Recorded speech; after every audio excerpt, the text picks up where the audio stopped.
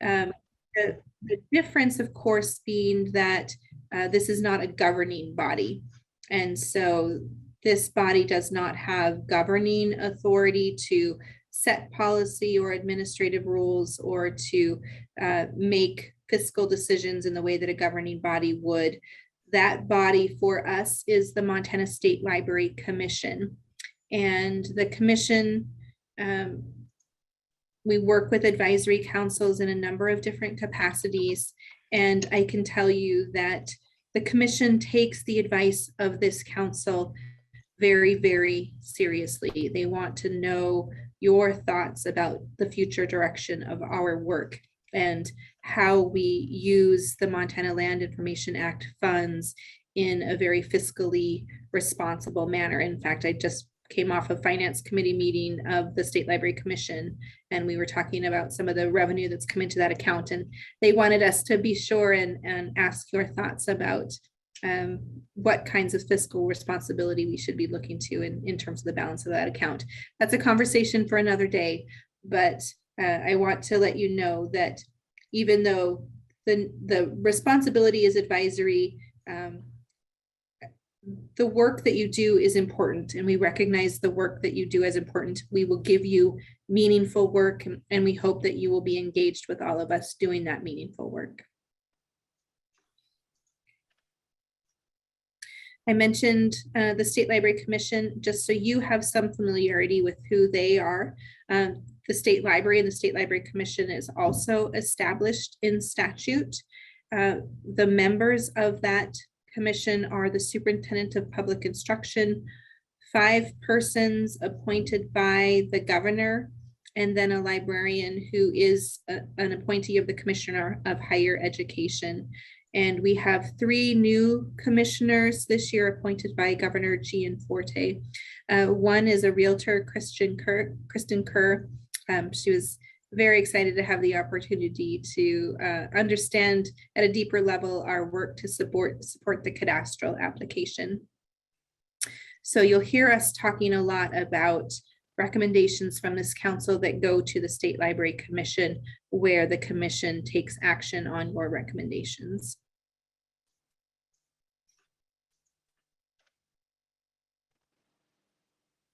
Membership in this particular council, I wanted to go through just briefly for your awareness.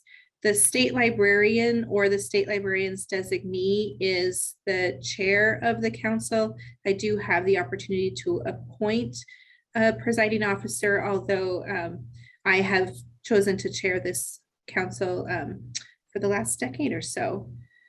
The state chief information officer, so the head of the State Information Technology Services Division, or that person's designee. And the state actually has a new chief data officer who has been appointed in that place. And so I imagine that he will be serving as the designee of Kevin Gilbertson, the chief information officer. This is a very, very large council. If you want to go to the next slide, you can see the very broad representation that we have. Sorry, Jenny, I'm having issues with advancing. Oh, shoot. Just 1 second. Let me try something else. Did someone have a question?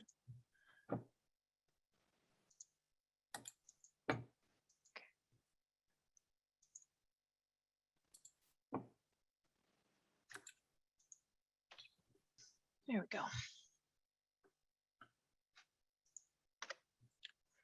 Sorry about that. Okay, and we may have missed one slide if you want to go back 1 slide.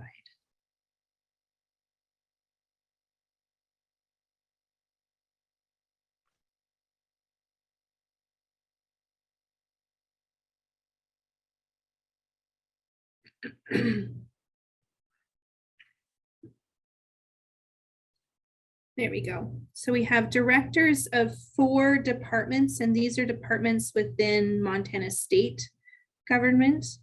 And you'll meet those members a little bit later or at a future meeting, but Right now, those departments are Fish, Wildlife, and Parks, the Montana Department of Transportation, the Department of Natural Resources and Conservation, and the Department of Revenue. We have 3 representatives from county or municipal governments, 2 representatives from the U.S. Department of Agriculture, 2 persons from the U.S. Department of Interior, and then as you saw on our next slide, we have representation from public utilities or private businesses, a representative of tribal interests, someone from the Montana University System, professionals from the Montana GIS Professionals Association, and then a representative from the Montana Association of Registered Land Surveyors. So it's a very large council with very broad representation. We're also fortunate to have a member of the Senate and a member of the Montana House. And the representative is Representative Kathy Whitman, and the senator is Senator Bruce Gillespie. And we're really glad to have legislative involvement on this council as well.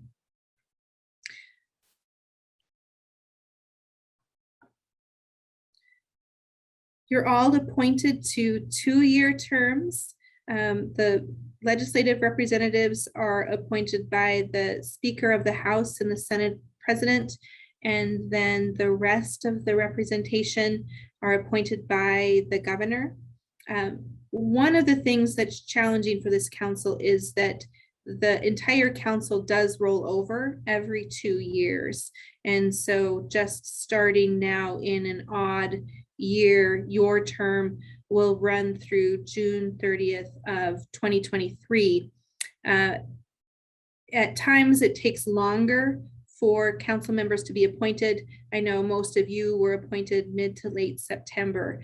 And so it's typical for the governor to request appointees to continue to serve in your roles until you've either been reappointed or a replacement has been made for your seat. And I did want to let you all know that we've begun having conversations with the lieutenant governor who's been involved with appointments about trying to create staggered terms for this council. It's very difficult for us to have the kind of continuity in our work that we would like to see when we have to pause while a new council is being appointed. So don't be surprised if in the next year to 15 months, we start talking about legislation that would create staggered terms for this council. I'm not going to spend a lot of time on these next 2 slides, but you are all eligible for compensation, either as members who are not legislators or a different kind of compensation mechanism for legislators. You're eligible for per diem, and then also we will reimburse any travel expenses for you, hotels, mileage, meals, according to state policies once we're able to travel and meet in person again. And we have forms that we'll ask you to complete in order to reimburse you for those expenses.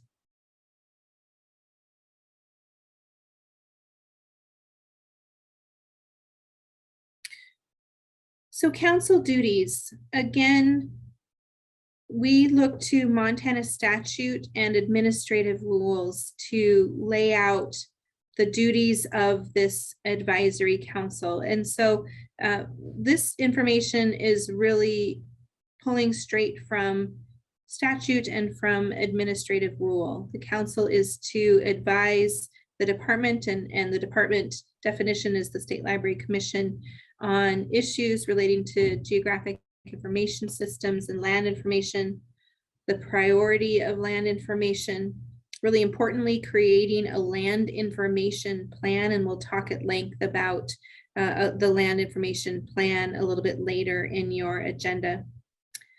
The council sits on subcommittees to help advise us on the granting and management of a grant process that's tied back to the land information plan, and then the distribution of funds from the Montana Land Information Account. And so you'll regularly see financial reports and budgets from us, as well as information about grant distributions. So you have an understanding of the revenue coming in and how those revenues are being expended to meet the intent of the Land Information Act. The council is also advises us on the development and maintenance of services relating to GIS and land information, promotion of coordination. One of Erin's primary roles, her primary role is to really extend adoption and use of GIS throughout the state of Montana. And we want to engage with all of you about how we can really maximize her investment to make sure that we're maximizing investment in GIS. And then to advocate for consistent policies, standards, and guidelines for land information. I mentioned that there is a new state data officer, and we are really glad that we'll be able to have an opportunity to work with him as he promotes consistent policies and standards for the broader universe of state data, and recognizing that it's this body who will be advising them on the policies and standards for land information for the state.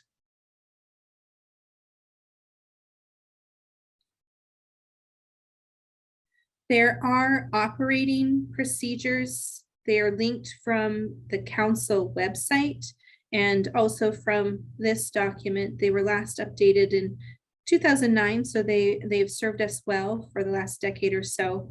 A couple of things to pull out from those operating guidelines for your awareness. We have about a 21-member council. 12 members constitute a quorum. So when we need to conduct business or take any action, we need to have a quorum of 12 members. We do post all of our meetings online and do public meeting notices for meetings of this council in accordance with Montana's open meeting laws. This council meets typically 4 times a year with an occasional special meeting like this meeting. We try to set your meeting dates at the last council meeting of the year. So in November, we'll talk about your next year's council meetings so that you have them on your calendars and can prioritize them in your very busy schedules. We do our best to follow Robert's Rules of Order in conducting our meetings, and we allow for public comment in all of our meetings. And we also do our best to post the agenda at least 2 weeks in advance and meeting materials ahead of time so you have a chance to review those meeting materials.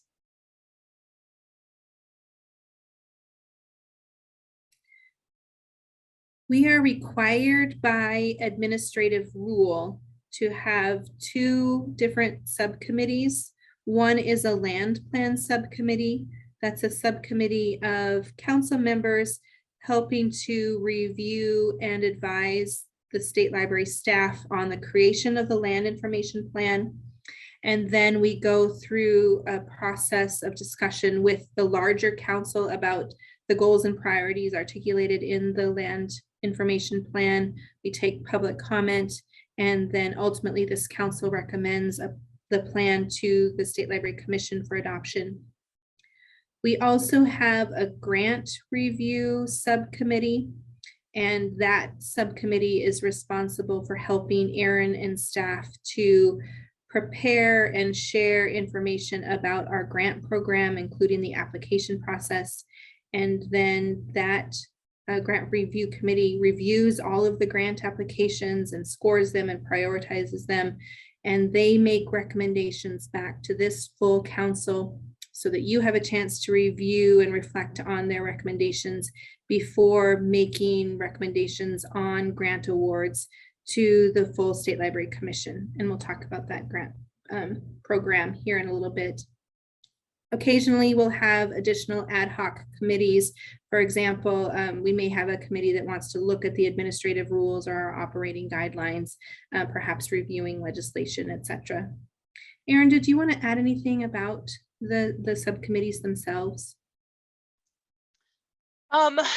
You know, yeah, I would say that we would be taking any interest now for these subcommittees, and each subcommittee usually appoints a chair, and that chair is responsible for working with me to get agendas set and meetings scheduled. I think that they're both worthwhile groups to be a part of.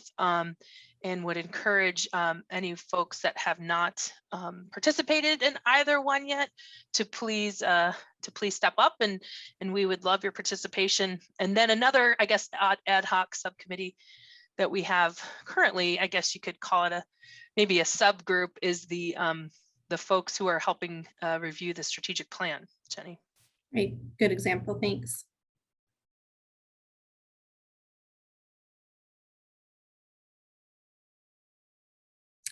As I said, we're going to spend a good part of our agenda a little bit later talking about the FY 23 land plan. That's hard to believe. Wow.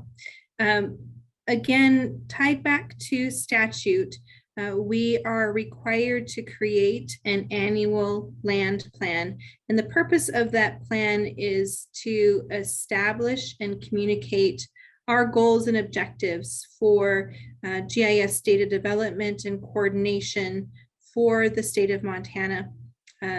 Those priority needs then inform the grant program that we administer. They inform our outreach work through GIS coordination.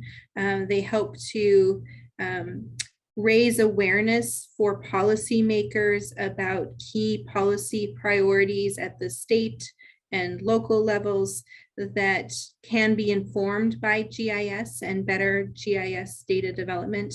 As I said, we work with a land plan subcommittee to help us develop those goals and then work to articulate them.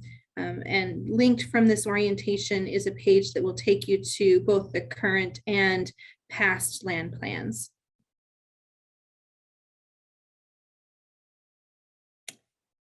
We organize information, our geospatial information, into 15 themes of the Montana spatial data infrastructure. Those complement the national spatial data infrastructure, but obviously we have a lot more here in Montana. And our approach to supporting the spatial data infrastructure is to collect and manage and disseminate data that is ubiquitous to the entire state, that can be managed at a statewide level. And there's information linked here to what that spatial data infrastructure is. Erin, please feel free to jump in if you have more that you want to share about the spatial data infrastructure. Well, I could probably go on all day about the spatial data infrastructure, and in fact, the next slide. So the landing page that that you see here is basically takes you to the description, or at least the intro page, to get to understand the differences between these layers. So we've identified 15, and I mean the GIS community, the Montana State Library, the council has identified these as what we've deemed necessary to do business in Montana. So these are what we prioritize through the land information plan. These are what we prioritize the grant program. And a good number of these are what we would call federated data sets, where we are working with local government, regional government, tribal government, or even federal and state government to obtain local authoritative data sets and then federate them into standardized statewide data sets. We work on the national front with our colleagues in other states. For example, my fellow GIS coordinators or geographic information officers in other states, to make sure that we are in line with the national standard, or also participating with the national standard. And there's a lot of work being done with the introduction of some new federal legislation, which we'll get into in future meetings, called the Geospatial Data Act. But it basically is doing what we've done in authorizing these authoritative layers in federal government and similar to state government. So each theme is is not as simple as one layer per theme. They get very complex. Each theme has a stewarding agency, which you can see that the State Library stewards a good at least 50% of these data layers, and each layer comes with also a theme lead, someone who helps lead and coordinate that specific theme in itself, and has relationships with stakeholders and workflows, defined workflows, best practices, is able to give presentations and speak to the theme with GIS groups and with other folks that use this information. And so some of the things we're working on is a plan for each theme. Right now we have one for elevation and land cover, pretty specific plans for laying out the future of those themes, and requests for funding, or a breakdown of how they're going to achieve the layers through funding. And so it's each theme can be pretty complicated and complex, and we have a website basically for each theme where you can find additional information, whether it's a best practice, a data standard, more information, just a basic simple list of the sublayers that are available for each one. And so we will try to have stewards present throughout meetings. But if you need information, or you have information that you'd like to receive on a theme, I would suggest that you contact me, or you can contact the theme lead directly. But we are open to providing as much information as we possibly can, and we would like to have regular presentations so you have a good introduction of what these information resources are used for and what it takes to get them. So. Just a couple more points about the spatial data infrastructure. There's actually a flow chart that has been created by previous councils to help determine what qualifies as a spatial data theme and what doesn't. And that's something that we've reviewed as a council from time to time. The most recent theme that the council chose to add was climate. We've had some requests even recently to consider adding like health data as a theme. And so there is opportunity for us to evaluate the current list of themes, as well as the potential for future themes, and that would be up for the council and the council's recommendations. The other point I would make about these themes is that just because something is identified as a theme does not mean it's guaranteed any kind of funding. We have funding for some of the themes in a variety of different forms.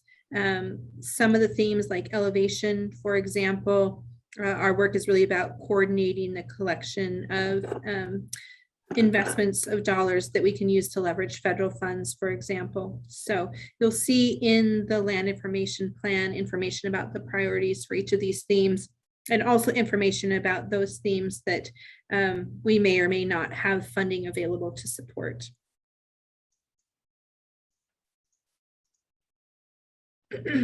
Just wanted to give you a sense of the staff that we have involved in supporting our geospatial work and the work of the council, and a number of these staff are funded through the Montana Land Information Act. So myself and Aaron, of course, Evan Hammer, who is our digital library administrator, Troy Blandford, who you'll meet, is our water information system manager.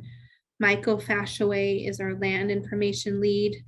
We have a terrific crew of GIS analysts and GIS techs, and we have one more GIS analyst who will be joining us here in a couple of weeks. And then we're in the middle of hiring a coordinator for the Montana Real-Time Network, and I hope that that person will be able to come on board hopefully by early November. We have other staff as well. Kenny Kettner is our library systems programmer analyst. He helps us design the tools and applications to help deliver information. Bryce Maxwell's the head of the Montana Natural Heritage Program, which is a steward of some of our natural resource themes. Jim Kammerer is our government information lead. He helps to manage government publications for the state library, and we work to coordinate closely with him to help georeference publications.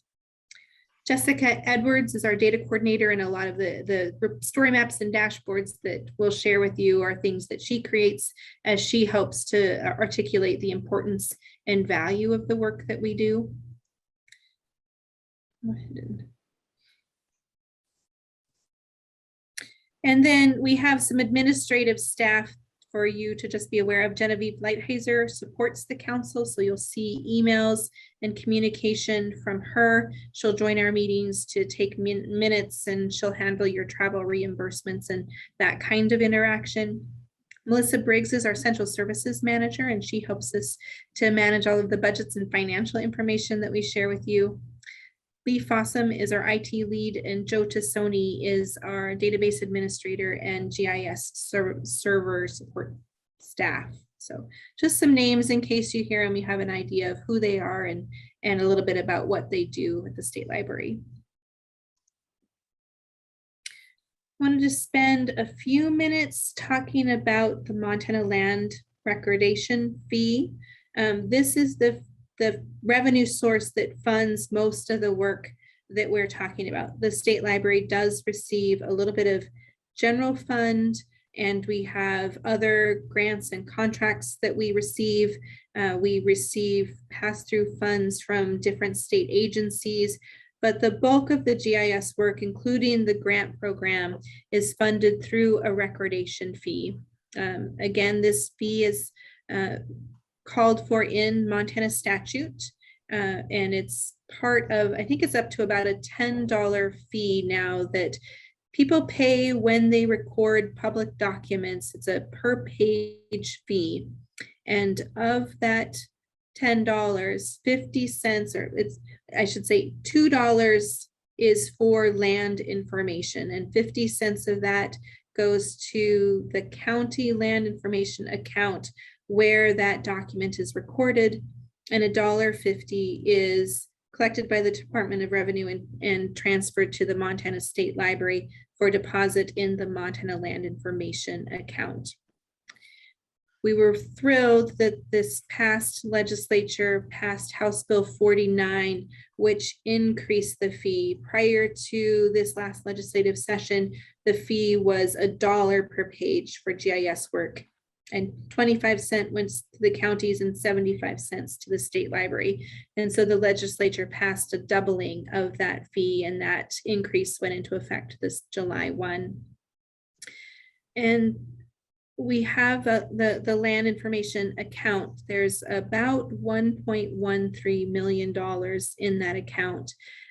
Right now, that is in addition, that is on top of our essentially our operating expenditures. Anything above our operating expenditures is invested in a short-term interest-bearing account with the Board of Investments. And we'll talk in a minute about the real-time network, but it's with the balance in that account that we're able to fund some one-time only work like our investment in the real-time network.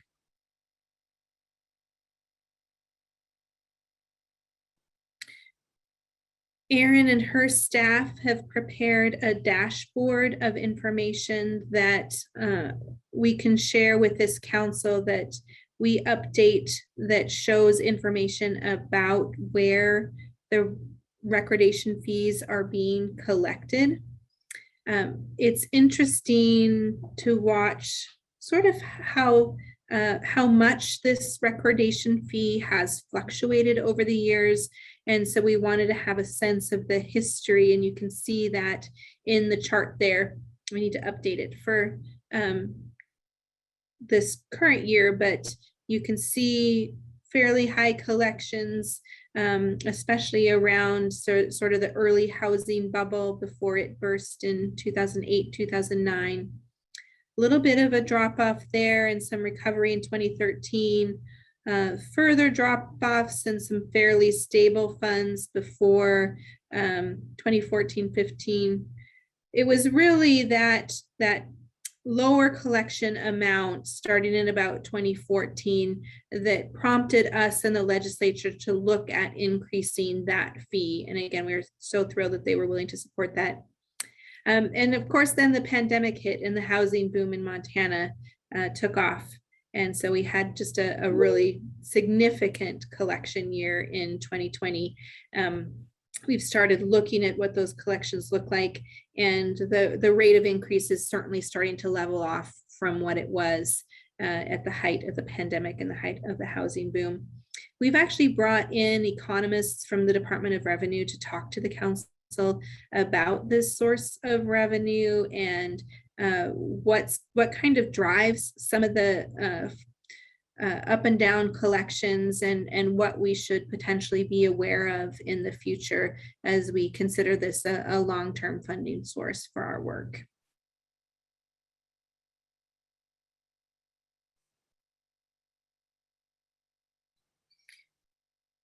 And Eric's asked if we can drop those story maps into the chat. So yeah, we're happy to do that, Eric. Wanted to make you aware of some additional legislation that was passed in the 2021 legislative session. I've already mentioned that they passed House Bill 49, which doubled the recordation fee. So our current annual appropriation, so the dollars appropriated for us by the legislature to spend from those collections coming in, is a little over $828,000. That's an annual appropriation. House Bill 50 created a statutory appropriation. So in statute, the state library will receive $450,000 a year from the state 911 fund. That's a 10-year statutory appropriation to help us support data assessment for 911. And then we also received one-time only authority from that Montana Land Information account to support a statewide real-time network. And I know that many of you are probably familiar with the growing real-time network we have in the state. And with this funding, we will be taking a greater role in supporting that real-time network development. Our hope long-term is that we can create a sustainable funding model from that real-time network, and that we're not reliant on MLIA funds in the future. I have told the legislature that I'm not guaranteeing that we'll be there by 2023, and that we may be back to ask for a little bit more one-time only money from that MLIA account to help us get to the point where we do have a self-sustaining real-time network.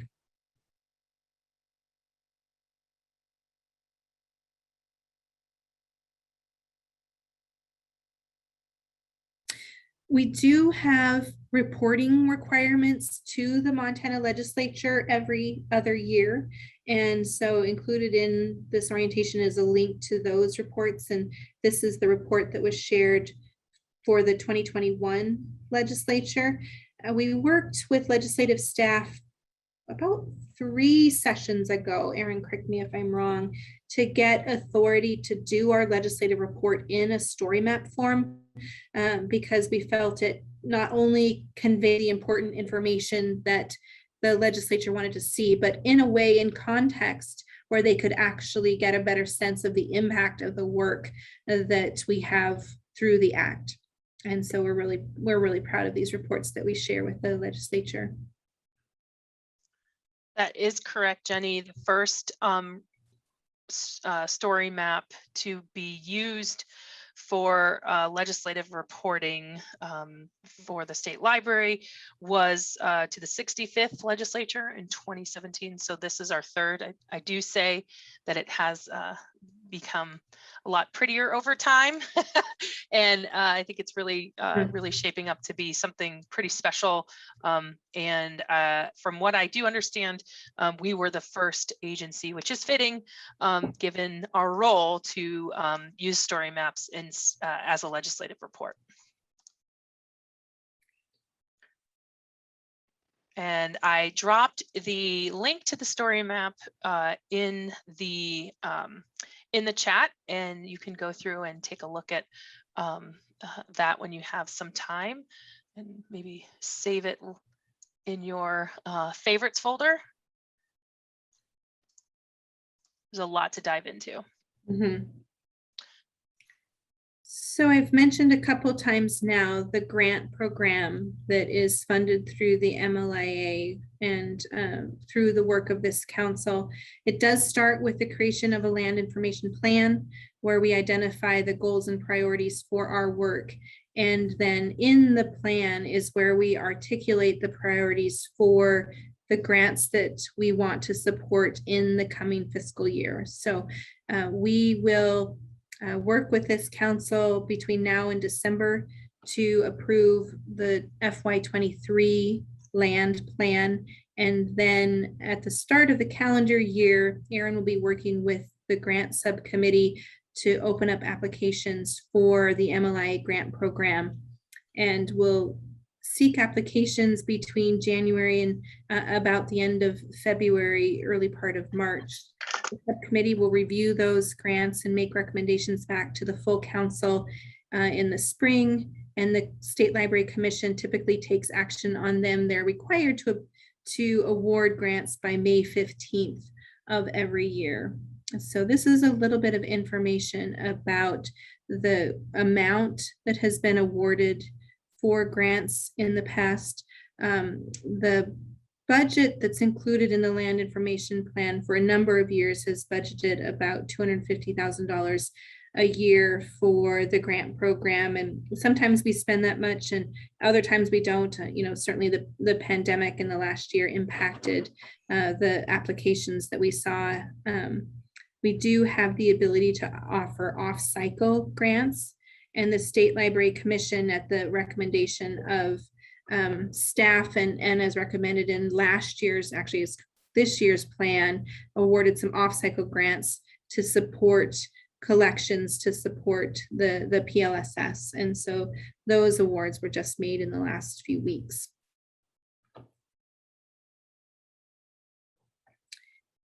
And similarly, we have a dashboard with information about the grant program and the history of grant awards, where they've been awarded, the purposes of those awards. Every grant recipient is required to submit data to us. They're required to submit final reports, and oftentimes we'll have grant recipients share presentations with this council about the work that's been funded through their grants. Aaron, and feel free to jump in if you wanted to share any more information about the grants. Sure. So the grants themselves are the funding is made available through the MLIA, and basically those priorities are set forth in the land information plan, as Jenny had stated. And what that could look like is like assisting a local government in participating in being a data provider for anything from addresses to transportation to administrative boundaries. And so really it helps build up the MSDI. In addition to that, it also is available for local, I actually should take a step back. Those folks who are eligible to receive a grant are local, county, and state government, along with tribal entities, and then the university system. And so we've seen a lot of really great impacts made through this grant program and startup of GIS programs through the grant program. We allow for what's called capacity building. So if a city or a county does not have GIS yet, kind of building the foundation to help set up that program or that department in local government or state government. And basically we focus the efforts on sustainable projects. We don't want to be the sole providers of funding from here into eternity. And so what we focus on is sustainability, so that they the grantee is looking for funding to support their projects moving forward, because typically most GIS projects aren't a one and done. It's the start of a program, because once you start creating information, you have to keep it up to date and maintain. So that's very important. One of the pillars of the MLIA. So that's pretty much it. And so we have a part of the legislative report. There is a grants dashboard. We'll probably be creating a separate one for the council and other stakeholders to utilize. But you can see, you can play with it and see what types of sectors have gotten grants, and get just kind of very high level information on those grants. And then from the web page, which is linked in, well, I don't know if it's linked, but we can link to it here. Basically, when you open up, when you click on the FY 2022, it'll give you you will be able to read the application that was submitted and see what kind of projects we've funded over the years. So we are at time. Other council members are starting to arrive, Jenny. And so I think it's probably time for questions. I know that was a lot of information in a short amount of time, but we will share this presentation with all of you so you have access to it and can refer back to it. Are there any questions that we can answer right now?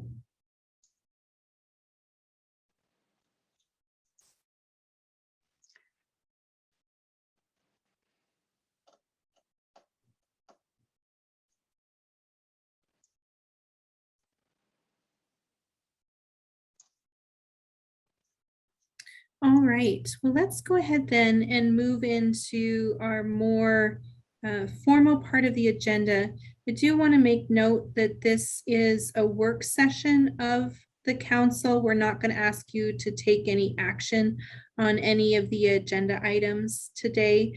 We recognize that for some of you, being your very first council meeting, that you're really not in a position to provide your thoughts and feedback, especially about the land plan, which is our top priority activity at this point in the year.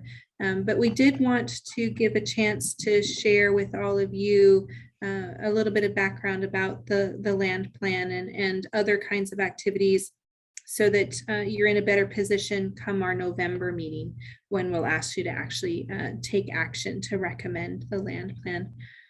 Let's go ahead and start with introductions. I'm going to call on all of you and ask if you could introduce yourselves, share a little bit of your background, and also what seat you fill on the council, what role you're playing. Again, I'm Jenny Stapp, and I'm the state librarian, and I'm the chair of the commission. Erin, I'll let you introduce yourself again. Hello, everyone. I've turned my camera on. I encourage you to do so if you can. My name is Erin Fashaway. I am the state GIS coordinator, and I staff the council. And Genevieve, do you want to introduce yourself? I'm Genevieve Lighthizer. I'm the admin specialist for the state library. And Ken Miller. My name is Ken Miller. I'm with Ravalli County, and I'm part of the local government group. Thanks, Ken. Glad you could be with us. Alan? Yeah, hi, everyone. Long time no see. Boy, it'd be nice to get back in person again someday, but thanks for that great overview, Jenny and Erin. That was nice. Unfortunately, I have to step out real quick at 2 for a meeting with Denver, but I'll be back on as soon as I can. So I represent the Department of Interior, the Bureau of Land Management in Billings.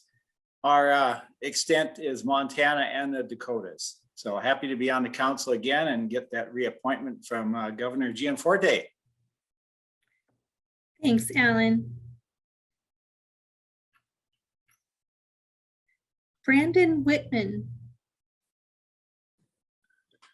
Hello, I'm Brandon, and I'm the CEO and General Manager of Yellowstone Valley Electric Cooperative, located just outside of Billings. We actually serve in and around the city of Billings, 6 counties in the area. Anyway, been here for a very long time, 27 years, and I'm obviously the utilities representative now on the council. Thank you. Great, glad to have you.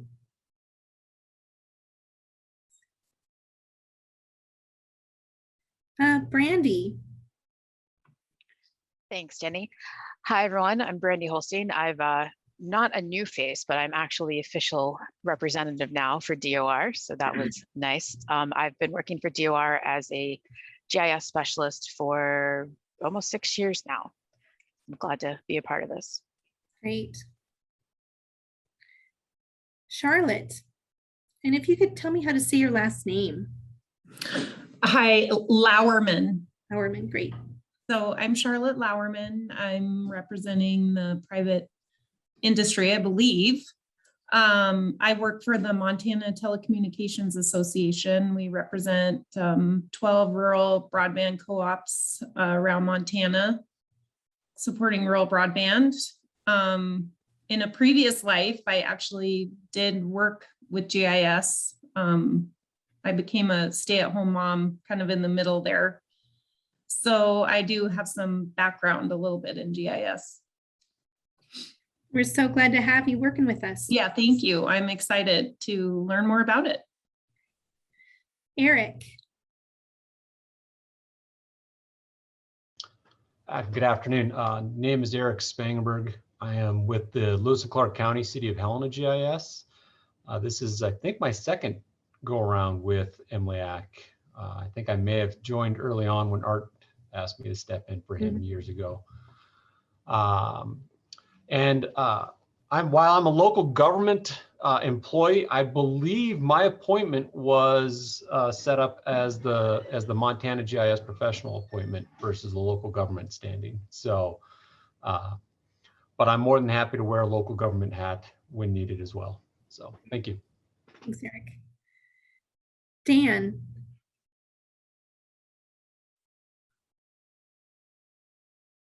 Sorry, it took me a minute to figure out where my buttons were. My name is Dan Staley. I'm with Staley Engineering and Associates, and I am ecstatic to note that we have a utility coordinator and the Department of Revenue on our committee this year. It puts a big old grin on my face. My background is 30-ish years in land surveying, engineering, and ramped up GIS the last 10 of those years as it's become more and more of a critical facet of what we do in design and land title work.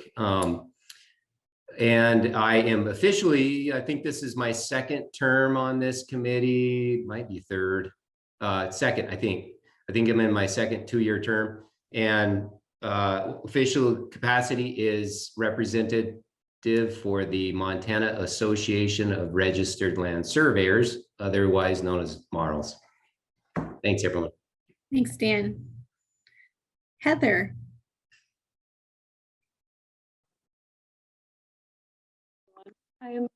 I'm Heather Weldon, and I'm a full service representative. I'm the regional GIS program lead here in Missoula, Montana. And yeah, just excited to be here. And I've been with the Forest Service for about 15 years now within the Geospatial group here in the regional office.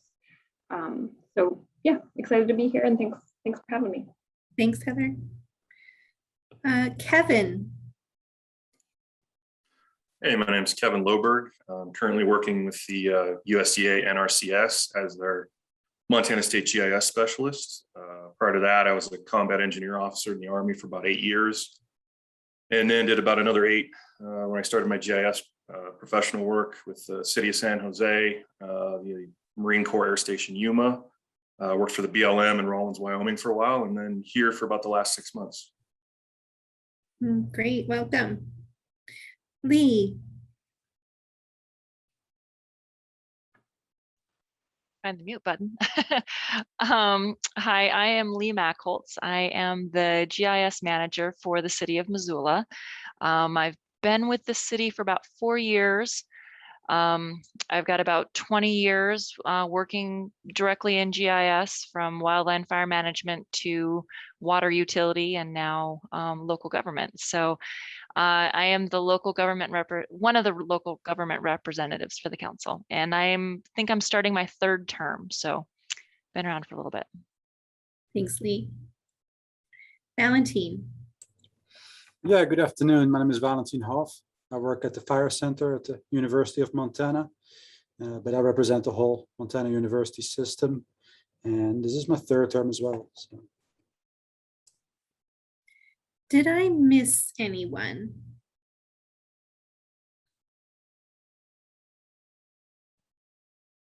All right. Thank you all. We're really glad to have a council appointed so we can start our work for this biennium.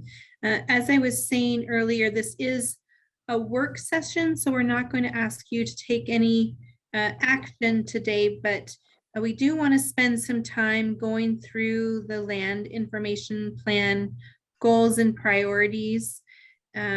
Before we get there, Aaron's going to share an update on the GIS coordination strategic planning process that we're in the middle of. So Aaron, if you want to go ahead and share that update. Yeah, absolutely. If I could just one kind of thing of business that I thought we should talk about. We've updated, there is a list out there on the council's webpage with your contact information in it. And I'll drop it into the chat, but I would just ask that everyone go ahead and take a look at it and make sure that your information is correct. And if it is not, if you could please email Genevieve, and Genevieve, if you could put your email in the chat, that would be great. So I just want to make sure that we have this correct. I already see one that we need to have updated. But if you go ahead and do that to kind of help us clean up that list. Okay, in regards to the GIS coordination strategic planning update. So the state library had a GIS strategic plan in place. The first one I think was in place over 15 years ago as a part of a national effort to create GIS departments in each state, and a GIS basically what we might refer to as the state's GIS shop, which is what we are for the state of Montana, and aligned to the national goals of what was going on at the time. Since then, we have not had a strategic plan updated, and so our current one is roughly 10 and a half, 11 years old. So through prioritization of council and GIS coordination activities, we identified this as a priority in the land plan and has started the process this fiscal year. Lee Mackholtz and John Healy are the 2 representatives from the council that sit on the group that's helping manage this process and review and give feedback. We have had a series of activities to gather information about how we're doing in regards to what we're mandated to do and the information that we provide the state of Montana. And most of you have interacted, and I really thank you for that. It's been a really energizing process, and we've heard really fantastic feedback from a lot of our different stakeholders. So the first thing that went out was a survey that was basically bifurcated to address our non-technical and our technical users. So those of us that are the geospatial professionals and those of us that just maybe use the cadastral or rely upon imagery services or other types of services for your workflows and day-to-day business. And then that survey kind of helped set the tone and provide our hired consultant with the next set of questions and information they wanted to gather from 2 workshops. And those 2 workshops, again, addressed a non-technical and a technical audience. And And I think that, again, revealed a lot of really great information. And then from that, we did a series of, we identified 11 key stakeholder groups that we wanted to gather more information from, and conducted 11 interviews. And that, I would say, those were successful as well, especially trying to schedule those through fire season and and the pandemic. And so those were conducted this past summer. And now the consultant, AppGeo, is working on actually writing the strategic plan. We hope to have a plan available for the council to read and endorse and review and approve at the next November council meeting. Hopefully it will work in accordance with our schedule, and we'll have one ready. But right now, they just had finished up the SWOT analysis, and now they are working. Yesterday we approved the framework, basically what the framework of the document itself, and they'll be populating those goals and priorities for the strategic plan.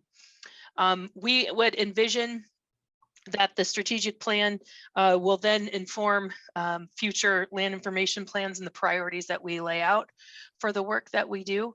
And so it will be probably a pretty decent task for the land information subcommittee and us at the state library to rethink how we want to provide that information moving forward. So the strategic plan itself will identify kind of the low-hanging fruit or the highest priorities in the series of, I think, like accomplished in 0 to 2 years, and then I think 3 to 5 years is how we think that it's going to flush out, and they're working on that now. Following up the strategic planning process, we have prioritized funding to complete a companion or 2 companion business plans for those higher priorities. And so we'll probably ask a few council members to either stay on board with that process or join us for that process. That is where we're at there. Lee, did I leave anything out, or would you like to add anything? No, I think maybe a little bit of what we were discussing yesterday in terms of the hierarchy of the strategic plan informing the land plan supported by the business plan kind of structure, as we get into talking about the land plan, but I think we need a little bit more framework before we get into that too. It's been a great process. I think we're going to get a great document. It's going to be good. I agree. Thank you, Lee. And also just a little bit of a background for those of you that aren't aware, the AppGeo is this national geospatial firm. Actually, they might be international, and they were, I think, out of the original 30 states geospatial strategic plan that were funded through a federal geographic data committee effort like 15 years ago that I spoke about earlier. They had written, I think, 25 out of the 30. They had written like at least 80% of those. So they've had a lot of really great experience and background in statewide geospatial strategic planning. So I think that's it there, Jenny, unless you wanted to add something else as well. Sounds great, Erin. So one of the things that I wanted to make the new council aware of is that the current land plan for FY22 was originally recommended by the council last fall and adopted by the State Library Commission in December. And then we had the legislative session and had the addition of the new legislation and dollars awarded during that legislative session. And so the previous council met in April and May to talk about how the new monies would impact the current FY22 land information plan, and recommended some updates to the State Library Commission including recommending the off-cycle PLSS grant award that I mentioned during the orientation. So the FY22 plan has most recently been reviewed by the previous council as recently as this last May. And if we had been in sort of a mid-biennium timeline, our process then would be working with the land plan subcommittee to look at making updates to the land plan for FY23. Both because we have a brand new council and many of you will not be familiar with this process and with this work, and because we have such a recently reviewed land information plan, we don't think at this point significant updates to the land plan to create an FY23 land plan are necessary. But we do have the opportunity at this time to discuss the current priorities in the land plan with all of you. And then after this work session, the land plan will be posted publicly, and we will call for any public comment on the priorities for an FY23 land plan. And so that will give you all some time to reflect on the current priorities and any additional thoughts that you might have, any feedback that might come through public comment. And then we'll compile that information into any possible revisions for an FY23 land plan. And your next scheduled meeting is on November 18th. And it's at that meeting that we'll ask you to take action to recommend a land plan to the State Library Commission. It is possible that sometime in early November, we may have another work session like this to review the public comments, if any public comments come in on the land plan. So today's discussion is really a chance to orient those of you who are new to the current priorities, to remind council members that served on the previous council of what the priorities were, and to have a discussion about any questions or suggestions that you might have for the FY23 land plan. So with that, I'll turn it over to Erin to walk through the current land plan. Thank you. Okay, so this is, I made sure that everyone at least got this via email. So hopefully you've had a time, at least a little bit of time to look at it. Some of you have had are very familiar with the document. And so we'll just kind of step through the plan itself. Basically, we have our executive summary that gets into the highlights of what the purpose of the document is, and highlighting that entire document. And then we go into the components of the Land Information Act, which is what we went through in our orientation today. So it should just be more information that's kind of repeating what you've learned today. And then we start to step into key dates in the makeup of the council itself, the outcomes of the land information plan. So these are what we want to see, basically these outcomes achieved through a successful year of coordination and data development. And of course, the work of the council, and then the grant program itself. And then we have highlights of the MSDI, which is the spatial data infrastructure, and then we get into the actual information, land information plan priorities. And we highlight priorities for the council, priorities for the grant program, priorities for each of the 15 geospatial layers, the MSDI layers themselves, and then GIS coordination. Okay. So that being said, these have been developed over time in coordination with the council for these specific priorities. The grants, we work with the theme leads and and then our stakeholders to identify the needs for the grant program. Basically, this is to support the MSDI in general and the other priorities of the Montana State Library through GIS coordination. And we've separated these out into tier 1 and a tier 2 priority, being that anything MSDI is going to rise up in priority over for something, for example, collecting local infrastructure that doesn't tie into a statewide theme. And then we get into the actual priorities for MSDI. So we have our general priorities, things that we know needs to get done annually or we want to achieve for each layer, including coordination with stakeholders, publishing all data and making all data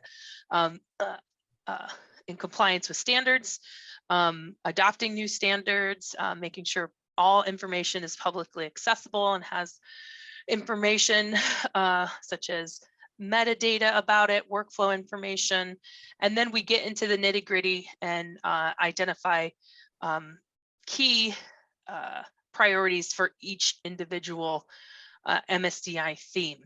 And so these themes are separated out in accordance with how they were stewarded. And so the first section is stewarded or co-stewarded by the Montana State Library. And then we get into these MSDI themes that are stewarded outside of the state library. And finally, the document highlights GIS coordination priorities. And so we've broken those down into higher sections such as promote use of GIS in Montana, explore technology and partnerships, promote best practices and standards, and then promote the dissemination of geographic information. And then we get into the land information plan budget. This is a very high level budget. In years past, you wouldn't, this HB 2, this is Special Land Information Act budget. That was what Jenny was referring to with the one-time only funds that were granted to us by the legislature for the Montana real-time network. But you can see that's typically, we don't have these special funds that come through like this, but it is coming out of the greater Land Information Act account. And then we have it broken out by the personal and indirect costs, operations, and MLIA grant funding for the greater budget. And then wraps up with the conclusion. So that is the overall breakdown of the land information plan. Are there any questions?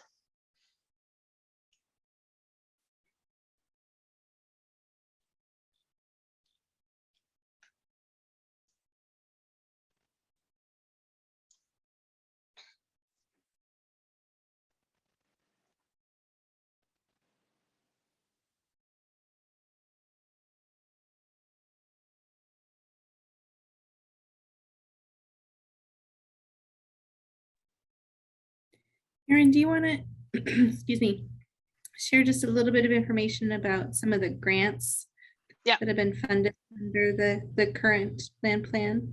Absolutely. So this is grants are near and dear to my heart for several reasons. When the MLA was first passed, all the MSDI themes were grant funded. And so there's been a long history. So back in the day, I had to write my own grant when I was the theme lead for administrative boundaries. And since then, we've made modifications to just become more efficient and where things made sense just to allow for funding these key layers.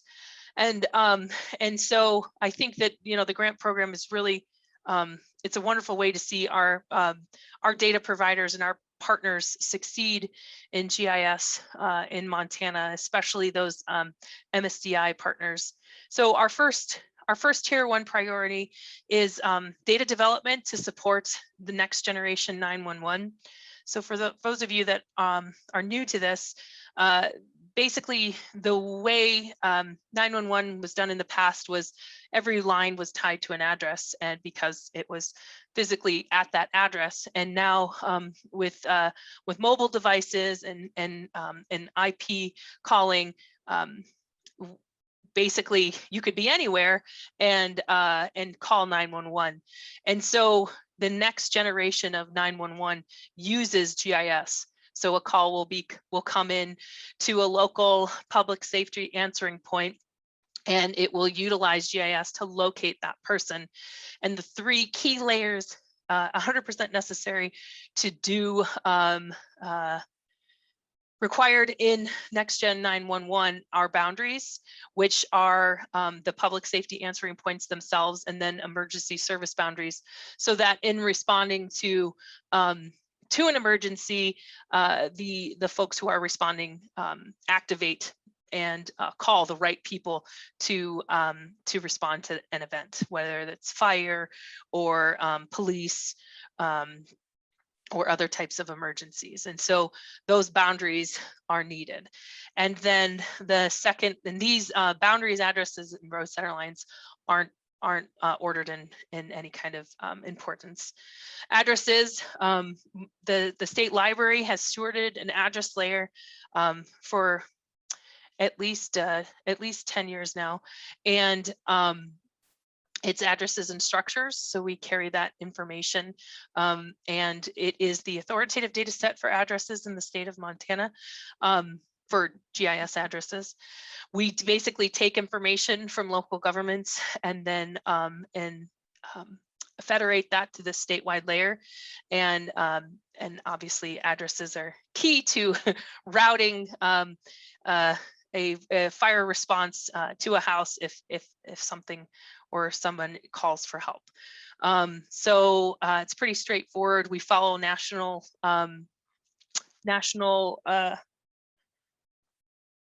standards and work on the nation's geospatial platform for Next Gen 911 to make sure that we are representing Montana and our needs.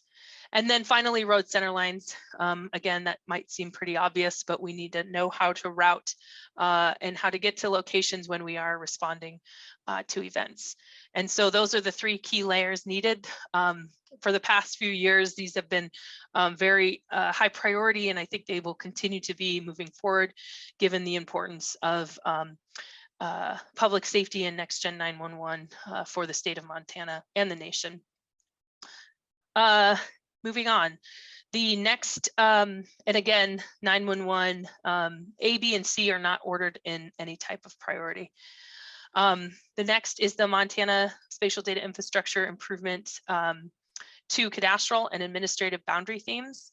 And I'm going to start with Cadastral first. So hopefully all of you have used or use daily the gis.mt.gov, which is our Cadastral website, or you use the information that is provided through that site.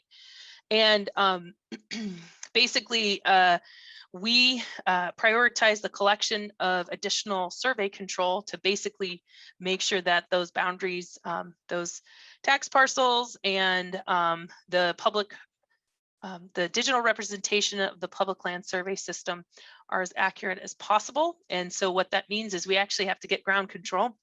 And so this is, again, another high priority of the grant program due to the need. I bet some of you have researched parcels in the past and seen that things were a bit off.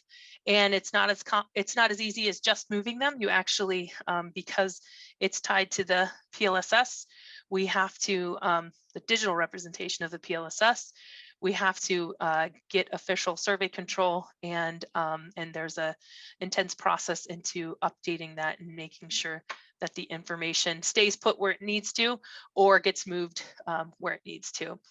And then finally, administrative boundaries, and that's the development and enhancement of these data layers that are recognized, the sub layers that are recognized under this theme. That includes school districts and city boundaries, county boundaries, and oh gosh, all sorts of different types of special improvement districts. And getting into the next one, it goes hand in hand with the administrative boundaries updates, is integrating GIS into planning and preparation for geo-enabled elections. This is an initiative that I've been working on with the Secretary of State's office for at least 2 years now. We have been a part of a greater pilot project with the National States Geographic Information Council's geo-enabled elections initiative. Basically, the past 2 grant years, we have partnered with 1 or more counties. So currently we have Blaine and Sanders grants that we're partnering with, and we have awarded a new grant to Phillips for implementing the geo-enabled elections best practices into their local government workflows. And the data layers that are needed to sustain this initiative are, again, addresses and precinct boundaries. And in order to have precinct boundaries, they're actually tied to administrative boundaries. And so I could get into the details of this, and maybe at future meetings we'll present on what we've done to date. But basically, we see this as a priority moving forward, and we would probably pull it out of its current phase of pilot project to more of a permanent project. So those are the top 3 priorities under the Tier 1 priorities of the grant program. Does anyone have any questions?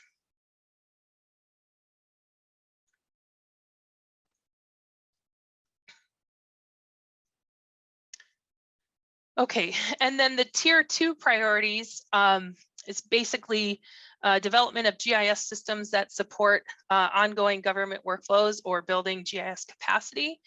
One thing that we realized when working with our grant recipients is there was a phase that was being missed prior to creating a project for basically clearly identifying the needs of their local government and doing GIS planning. And so we created this priority to defer grantees prior to submitting a full GIS grant to submitting a grant for GIS planning. And we have specific rules for this. It's a very small grant.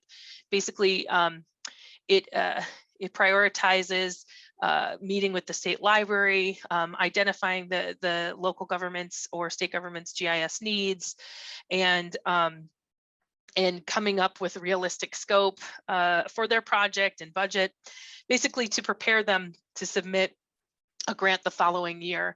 And we hope to use this as a tool to not only get better grant applications, but to see more improved improved plans and scopes of work for specific projects, and a little more thoughtfulness going into it prior to submitting a full grant.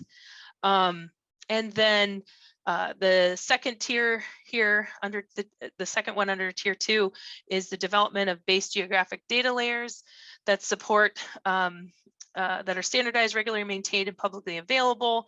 So this could be anything from collecting local water and sewer district information to collecting sign data to, oh gosh, we've had folks digitize cemeteries in the past.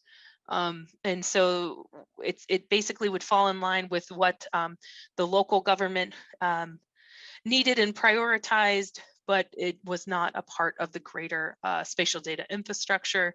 And then finally, the last one is to support GIS in public safety, emergency, disaster preparedness. And so we've seen a lot of these disasters, economic hazards, pandemics occur in the past with Montana, from landslides to forest fires, to obviously the pandemic itself. And so this is this tier is to support the use of GIS in planning, mitigating, and recovering from these types of natural or man-made disasters. So that explains those. And the off-cycle grant program was highlighted, we used this off-cycle grant program to fund some PLSS grants this past year, and that was prioritized under the current land plan.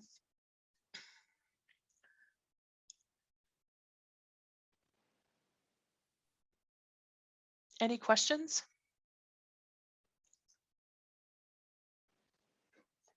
Anyone from the current grant subcommittee or to be reestablished grant subcommittee want to give any feedback? Dan, we'll put you on the spot. Did you say Dan? I did. Yeah, I did. It's been a very good process, and I guess the only thing that I can add is the importance of the land information plan with respect to grant ranking and more importantly, kind of grant promoting. I see one of the biggest issues that we've had the last 2 grant cycles is we've got more grant budget than those that apply for grants. And that's a good problem to have. But on the other hand, it's also, tells us that we've got our work cut out for us on just getting the word out on the value of applying for and receiving one of these grants. And the other, I guess that's the one thought I had as I listened to you, Aaron. And then the other thing is I'm really, really excited to hear you refer to the cadastral parcels as tax parcels. That in of itself, I think is a success as far as information and education with respect to the tier 1 priority cadastral collection. And that's about all the information I have as far as being, I've served on the grant committee for 2 cycles now. It's a very, and then I served on the land information plan committee this last time around. It's a very educational process, and I feel like I'm still, Aaron has been at this for so long that realize that today is kind of opening up the fire hose, and I'm still learning stuff on how everything works. So.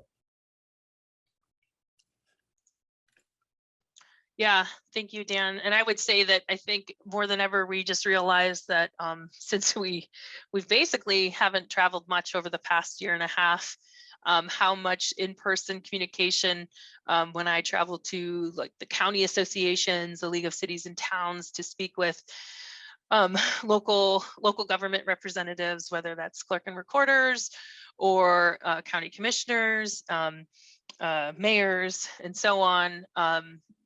How much we've depended upon that interpersonal communication and seeing people face to face on the success of our grant program. So it's really kind of it's been, well, I know it's been a challenge for everyone, and really put our grantees, that's the other thing, is it really put our grantees behind. And we actually we offered a special extension due to the pandemic, because there wasn't, I don't think any of the I think that every single grantee was affected unless they had everything finished prior to the pandemic starting roughly March of 2020. So it's been it's really taken a toll on some of the work we've done, but we're seeing things starting to finalize and come through. And of course, there was, no one has failed. Everyone has just extended, asked for more time, and these grant recipients are doing a good job to make sure that they can have a successful finish of their current projects. So I think we're on the upslope, and we won't see these issues moving forward.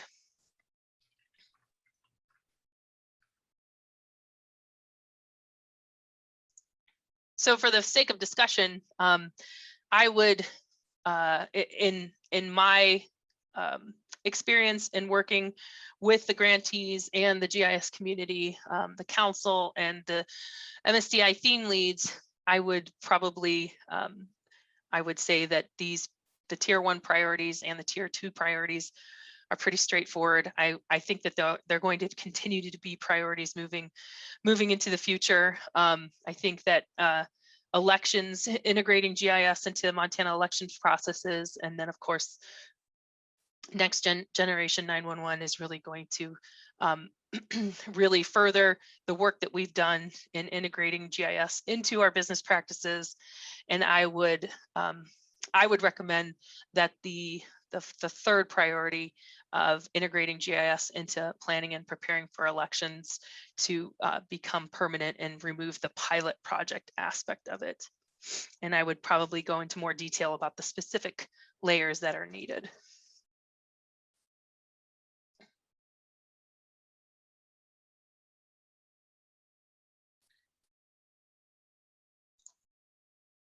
Any thoughts for Aaron about the priorities? Any questions about what they mean going forward? Any concerns about us moving this plan forward for public comment with those recommendations from Aaron?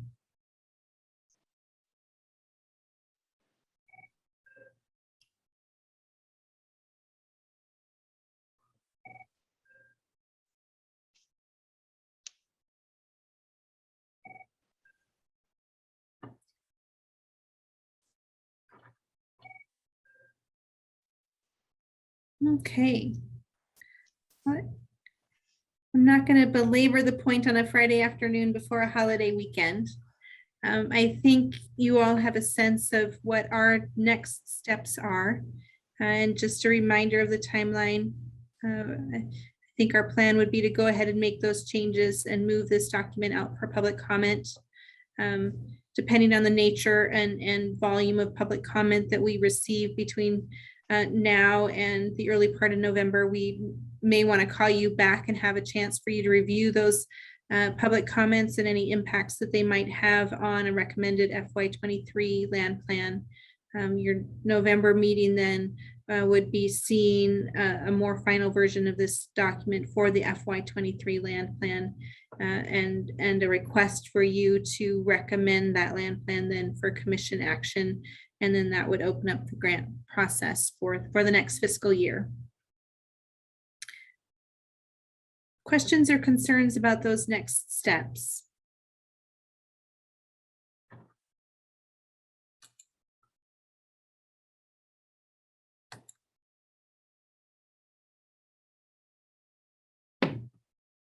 Okay.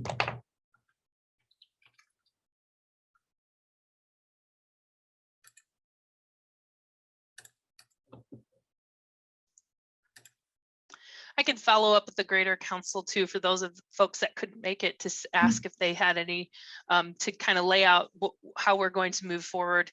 And then if they would like to provide some written feedback, or of course, they can always call me in between now and when we release it for public comment.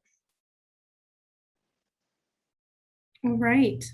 Well, that concludes our agenda for the day. Unless there's any other business or announcements. Appreciate you taking the time to join us today. We really look forward to working with you. Bye, everyone. Have a great holiday weekend.